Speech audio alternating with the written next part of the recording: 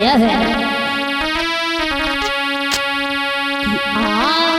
सजा लो आज को कल का पता नहीं।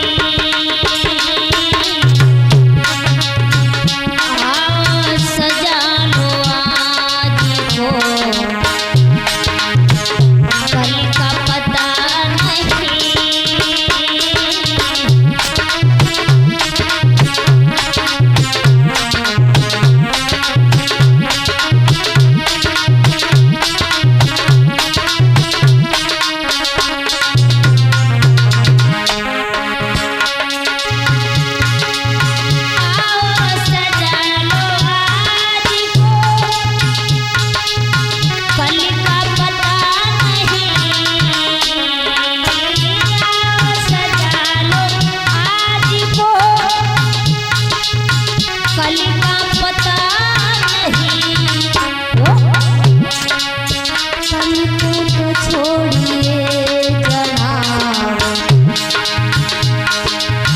कल को तो छोड़िए जना, कल का पता नहीं।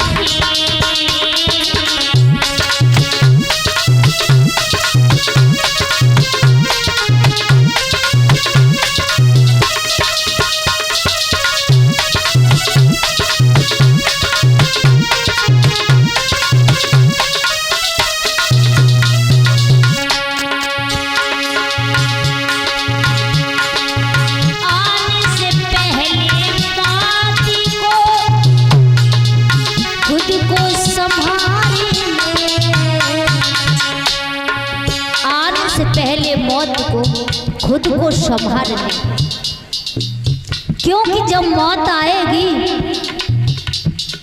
बड़े मुश्किल से प्राण निकलते हैं, सहज में नहीं निकल जाते हैं। सहज में प्राण उसी के निकलते हैं आसानी से जो अच्छे कर्म करता है उसके। और जिन्होंने अपनी जिंदगी फालतू में निकाल दी, घुट घुट के प्राण निकलते हैं। खुद को संभाल लीजिए, बताया है। आने से पहले मौत को खुद को संभालिए। टूटा जो फूल साथ से,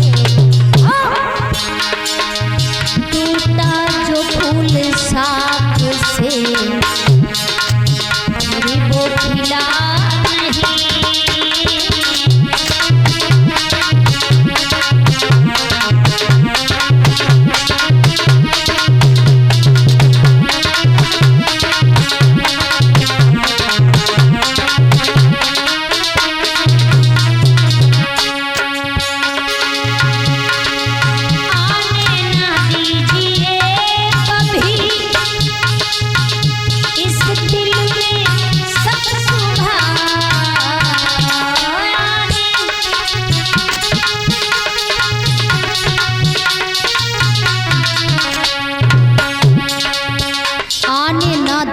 कभी इस दिल में शक सुबह। किसी प्रकार का शक भय पाप नहीं आना चाहिए, लेकिन उसी के दिल में नहीं आता है।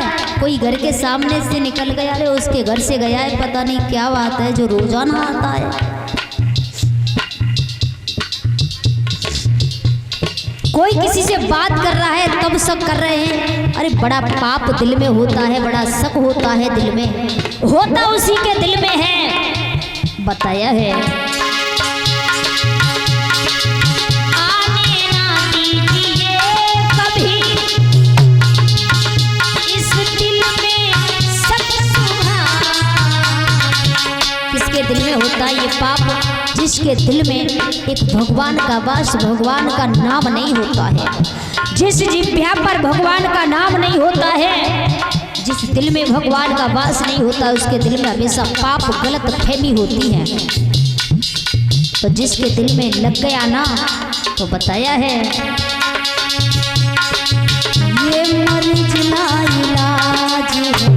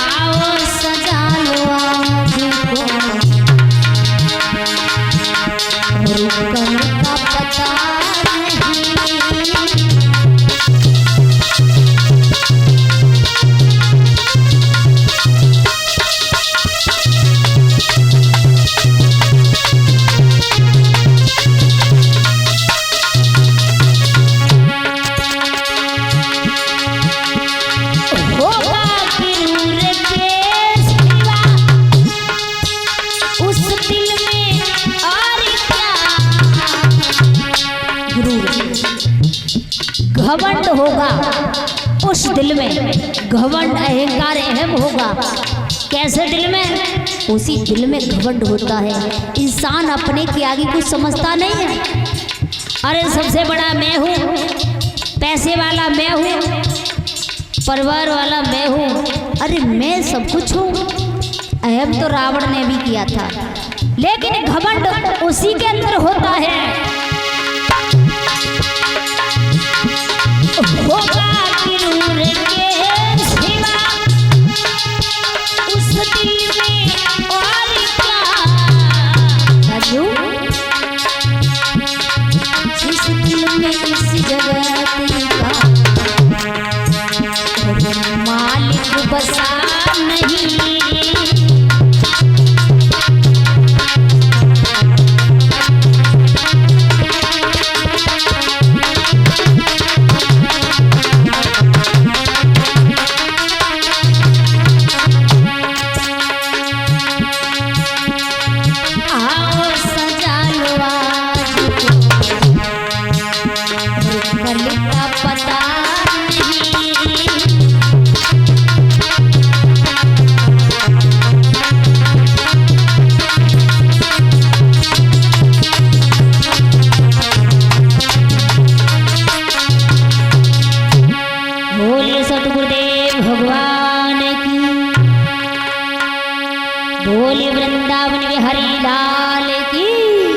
गंगा मैया की रमण रेती में बैठे हुए महात्मा सुखदेव जी समझाते हैं, परीक्षित महाराज ने जिस समय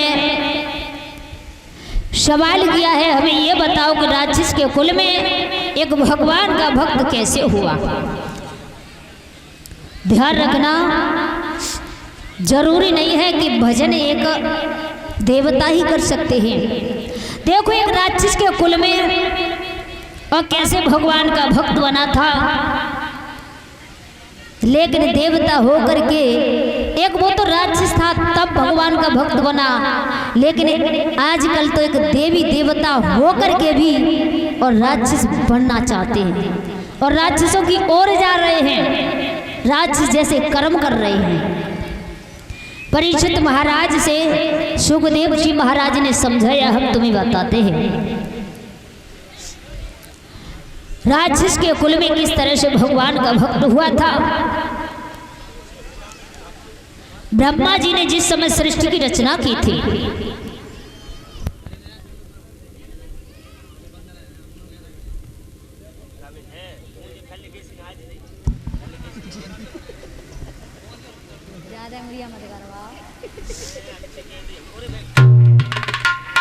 सुखदेव जी महाराज ने जैसे ही कहा है,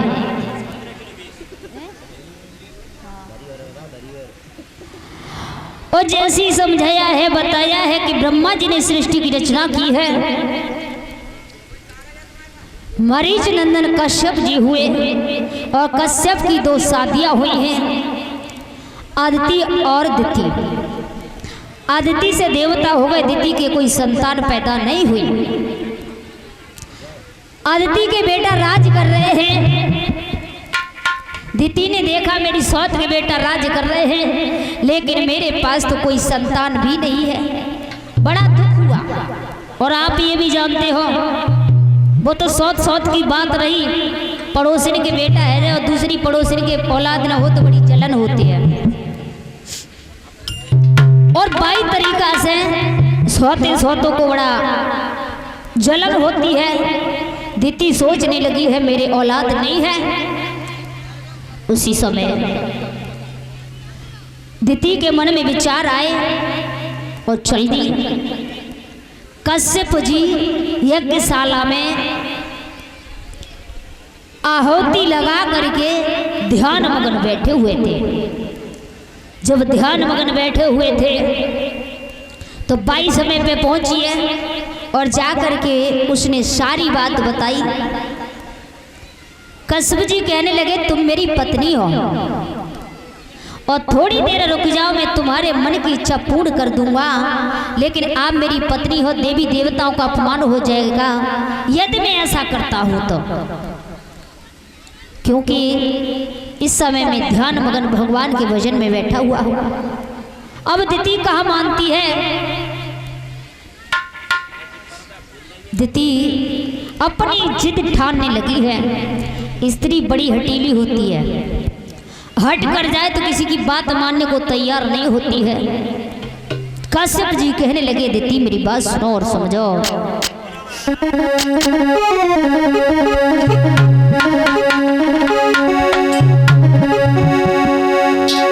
और थोड़ी देर रुको रानी करे पूरी आसे, थोड़ी देर रुको रानी करे पूरी आसे, और काहे हट ठाना रानी तू मेरे सपना मती हुई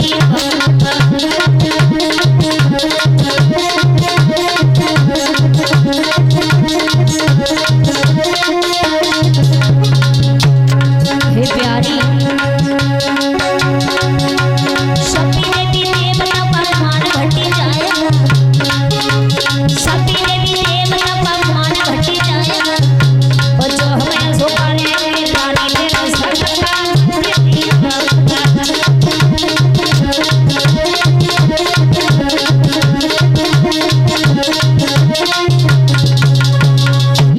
भैया जैसे ही उन्होंने समझाया है वो नहीं मानी,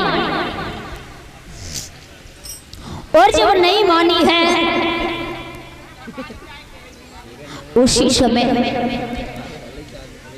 पीछे भैया भगदड़ कैसे मचा रहे हो? ध्यान दे भैया, जो पीछे बच्चा सुर मचा रहे इन्हें पीछे से हटाओ। क्या है ये?